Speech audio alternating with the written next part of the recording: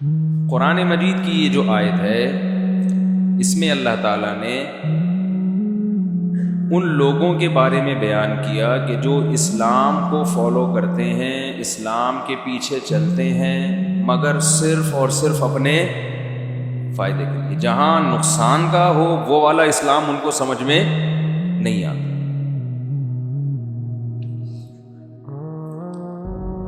جیسے ایک اور یہ آیت کی تو میں تشریح بعد میں کروں گا، ایک اور آیت پہلے میں سناتا ہوں تاکہ اس میں یہ مضمون سے یہ اگلا مضمون سمجھ میں آئے گا۔ وَمِنَ النَّاسِ مَن يَعْبُدُ اللَّهَ عَلَى حَرْفٍ، لوگوں میں بعض ایسے ہیں جو اللہ کی عبادت کرتے ہیں کنارے پہ۔ اسلام کا جو دائرہ ہے نا اس میں پورے نہیں آتے، سائڈوں پہ کھڑے ہوئے نظارہ دیکھ رہے ہیں۔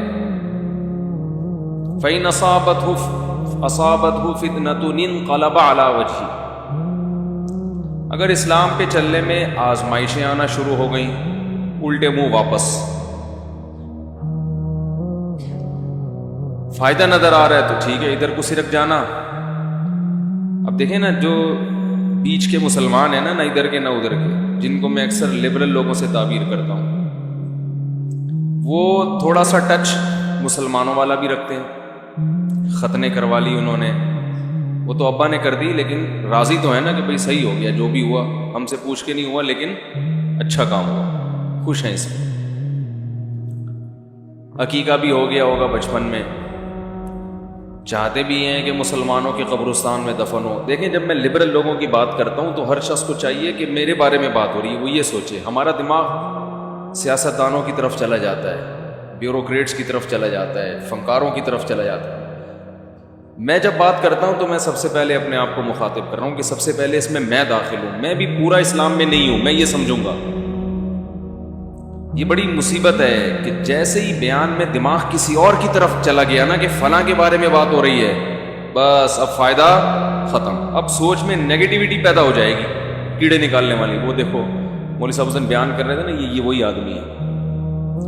حتیٰ کہ غیر مسلم کے بارے میں بھی اگر قرآن میں بات ہو تو انسان سمجھے کہ بات میرے بارے میں ہو رہی ہے، کہ اللہ فرماتے ہیں کہ لوگوں میں بہت سے لوگ ایسے ہیں جو اللہ کی عبادت کرتے ہیں کنارے پہ کھلو کے، کھڑے ہو کے، پنجاب میں کہتے ہیں نا کھلو کے، کنارے پہ فائدہ ہو رہا ہے، جہاں ادھر فائدہ ہو رہا تو وہ ختنے سے بات شروع ہوئی تھی کہ وہ ختنے بھی کروا لیتے ہیں بچپن میں، اگرچہ اپنی مرضی سے نہیں، بعد میں راضی ہوتے ہیں۔ پھر اس کے بعد مسلمانوں کے قبرستان میں دفن، شادی بھی مسلمانوں میں کرتے ہیں، اور بہت ساری نکاح بھی پنڈت سے نہیں پڑھواتے، مولوی صاحب سے پڑھوا لیتے ہیں، لیکن بہت ساری چیزیں ایسی ہیں جن میں وہ اسلام کو فالو نہیں کرتے، جب ان سے کہا جائے تو نہیں مانتے۔ یہ جو آیت میں نے پڑھی ہے فلا وربک لا یؤمنون، اللہ فرماتے ہیں یہ مومن نہیں ہو سکتے، قسم اٹھائی اللہ نے،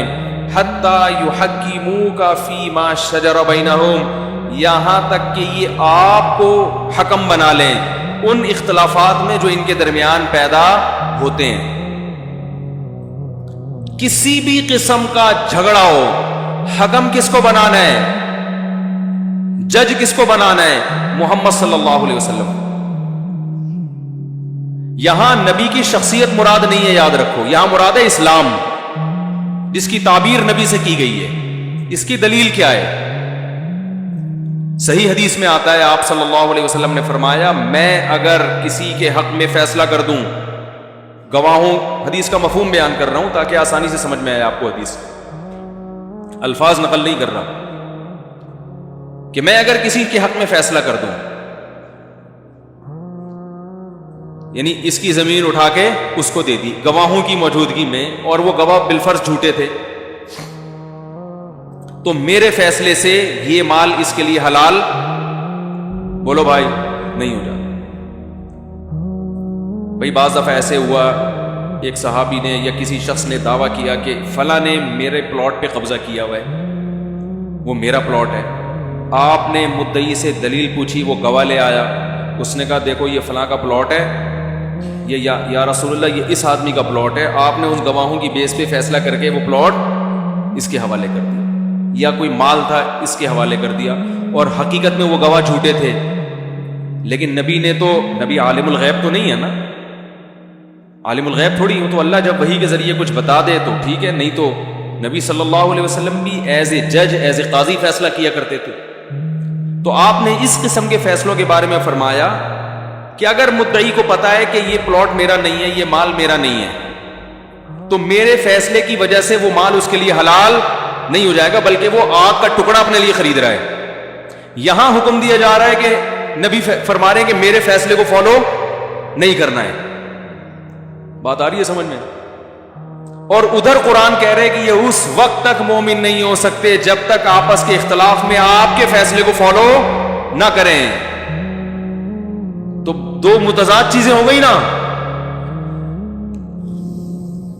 میرا خیال ہے سائڈوں سے گزر رہے ہیں آپ لوگ.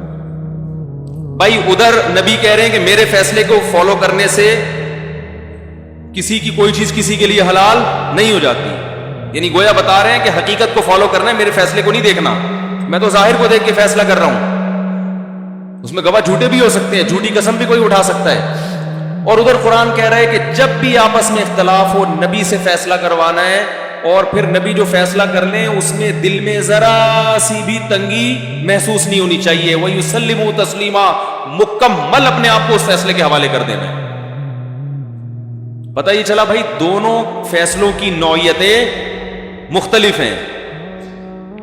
جس حدیث میں آتا ہے کہ میرے فیصلے کو فالو نہیں کرنا ہے، حقیقت کو دیکھنا ہے، اس میں یہ وہ فیصلہ ہے جو آپ ایز اے بشر فیصلہ کر رہے ہیں، ایز اے جج فیصلہ کر رہے ہیں، اللہ کا حکم نہیں سنا رہے.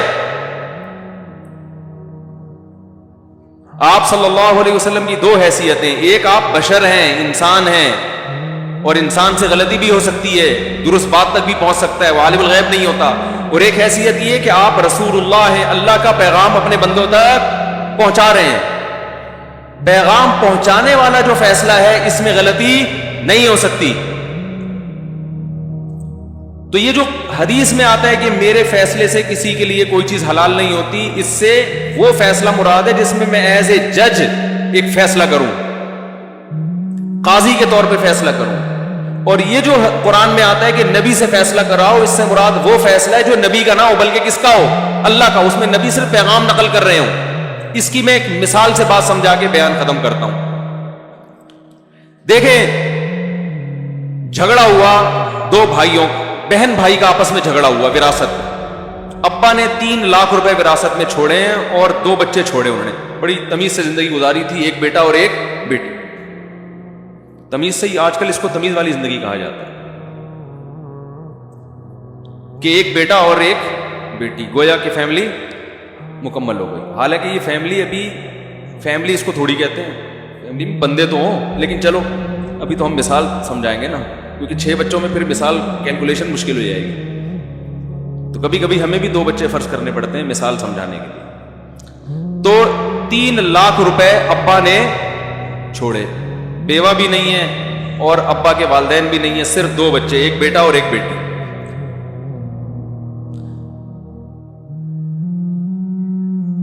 بیٹے نے جو ہے وہ بیٹی کے سارا مال پہ قبضہ کر لیا. اب مفتی صاحب کے پاس آئے، جی فرض کریں میرے پاس آئے، مفتی صاحب آپ ہمارے درمیان فیصلہ کریں، بیٹا اور بیٹی نے مجھے حکم بنایا. بیٹی کا دعویٰ یہ ہے، لڑکی کا دعویٰ یہ ہے کہ میرے بھائی نے ابا سے جو میری وراثت ملنی تھی وہ بھائی نے ہتھیا لی ہے، بھائی نے اس پہ قبضہ کر لیا ہے. بھائی کا دعویٰ یہ تھا کہ اس کا حصہ اس کو ہینڈ اوور کیا جا چکا ہے، یہ اپنا حصہ کھا چکی. تو میں کیا کروں گا؟ مدعی کون ہے یہاں پہ؟ بیٹی. بیٹی کا دعویٰ ہے کہ میرے بھائی نے ناجائز قبضہ کیا ہے، میرا حصہ کھا پی کے ختم کر لیا، مجھے نہیں دیا. میں بیٹی سے، لڑکی سے پوچھوں گا تمہارے پاس گواہ ہیں کہ تمہارا بھائی غاصب ہے؟ بھائی 3 لاکھ روپے تقسیم تو ہو چکے تھے، لیکن اس کا کہنا یہ تقسیم ہونے کے بعد اس نے میری دراز سے پیسے نکال لیے اور کھا گیا یہ. تو میں گواہ کس سے طلب کروں گا؟ لڑکی سے. بھائی تمہارے پاس گواہ ہیں؟ کہ بھائی دیکھ تو کوئی نہیں رہا تھا، اس نے ڈراز سے نکالے اور پی گئے یہ بھائی صاحب ہمارے. میں بھائی سے پوچھوں گا بھائی اس کے پاس گواہ تو نہیں ہے، تو تم قسم اٹھاؤ کہ میں نے نہیں کھائے. وہ جھوٹی قسم اٹھا لیتا کہ میں نے نہیں کھائے. تو میں کس کے حق میں فیصلہ کروں گا؟ بھائی کے حق میں بھائی یار قسم اٹھا رہے ہو, تمہارے پاس گواہ بھی نہیں ہے, تو ایسے ہی تو کوئی بھی کسی بھی دعویٰ کر لے. تو میں کیا فیصلہ کروں گا, اس بہن سے کہوں گا کہ بھائی آپ کو آپ کا حصہ مل چکا ہے, آپ کے پاس چونکہ گواہ نہیں ہے تو فیصلہ کس کے حق میں ہوگا, بھائی کے. پتلی گلی سے نکلو. یہ وہ فیصلہ ہے جو شریعت نے نہیں بتایا کہ اس میں بھائی درست ہے بہن غلط ہے, یہ میری اپنی ذاتی ججمنٹ ہے. سمجھ رہے ہیں؟ اس فیصلے کی وجہ سے بھائی کے لیے بہن کا پیسہ حلال نہیں ہو جائے گا. اب بھائی یہ نہیں کہہ سکتا کہ مفتی صاحب نے خود کہا ہے میرے حق میں فیصلہ کیا ہے لہذا میں یہ پیسہ کھا سکتا ہوں. بھائی مفتی صاحب نے تو گواہ نہیں تھے, یا تم نے تمہاری قسم پہ اعتماد کیا, اس کے علاوہ تو ہمارے پاس کوئی طریقہ ہی نہیں ہے نا. تو یہ جیسے میرے ساتھ ہو سکتا تھا, نبی کے دور میں بھی ایسا ہوا ہے. یا ایسا ہے کہ بھائی نے پیسے نہیں کھائے لیکن بہن نے جھوٹے گواہ پیش کر دیے, تو پھر کس کے حق میں فیصلہ ہوگا, بہن کے. ہم نے ان کی جرح بھی کر لی, سب کچھ, ہمیں اطمینان ہو گیا یہ گواہ جھوٹے نہیں ہیں, اطمینان ہو گیا, ہم نے فیصلہ, حالانکہ وہ گواہ کیا تھے, جھوٹے. اب بہن 1 لاکھ روپے بھائی سے لے کے کھا رہی ہے اور کہہ رہی ہے کہ مفتی صاحب نے خود ہمارے حق میں فتوے دکھا رہی ہے. بھائی اس فتوے کی بیس پر آپ کے لیے وہ پیسے حلال نہیں ہوں گے. تو یہ جو میرا فیصلہ ہے یہ شریعت کا نہیں ہے. شریعت تو خاموش ہے کہ ان میں یہ حق پر ہے یا وہ حق پر ہے.